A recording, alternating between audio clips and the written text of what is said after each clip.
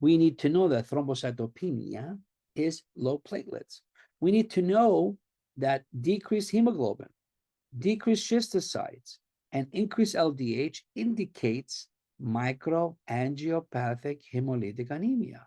And didn't we say before that there was high creatinine, which tells us there's some sort of failure or injury? Kidneys aren't working, right?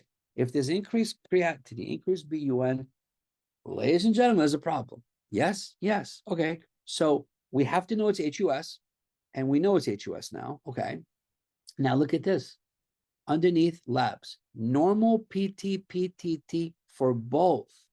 And it helps us distinguish TTP from HUS. HUS, guys, is a coagulation pathways not activated from DIC. So these two, TTP and HUS, are one category. DIC, which we know is oozing from every hole that you have, is on the other aspect. So these two have many things in common.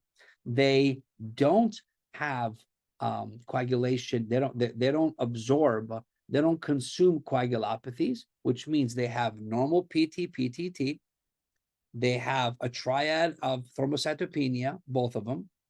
And did we say that all platelets have high bleeding time? So we go down one by one. We say, okay, we know it's HUS. HUS, we said HUS and TTP. HUS is for kids, TTP are females, right?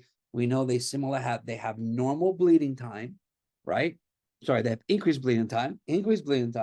So increases like this. Let me show you. Ready? We do this. Increase bleeding time, increase. When you start doing tables, you have to choose the column that you're more comfortable with. How do I get more comfortable, Dr. Stavros? Well, I just showed you. There's 4 columns: PT, PTT, bleeding time, platelet count. We did, and go back and forth and review it again. Say, all right, well, we know it's HUS. We know all platelets have increased bleeding time. So we go there first. It's easy for us, right? Boom, increased bleeding time. Now, didn't we say that TTP and HUS compared to DIC, they have normal PT, PTT?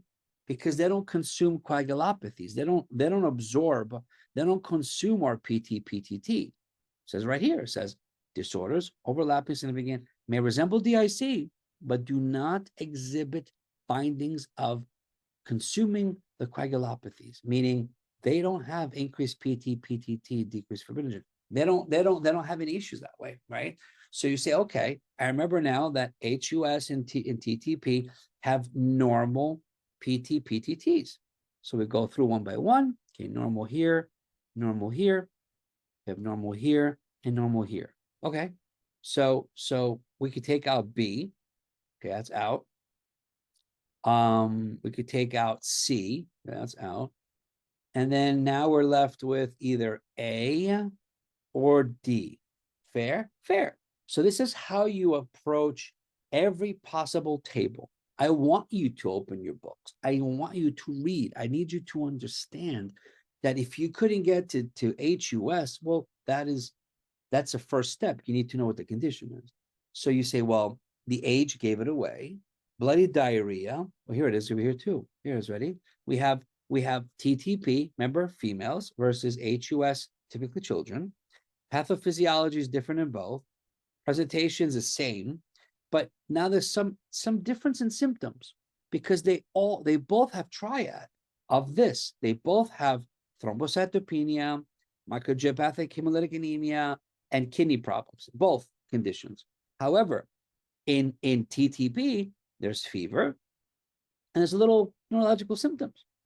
In HUS, we have the triad like this one, but it's only bloody diarrhea.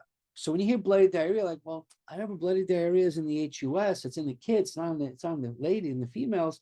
And in the females, we have fever and neurological symptoms, that's not in the kids. You need to know these things, guys.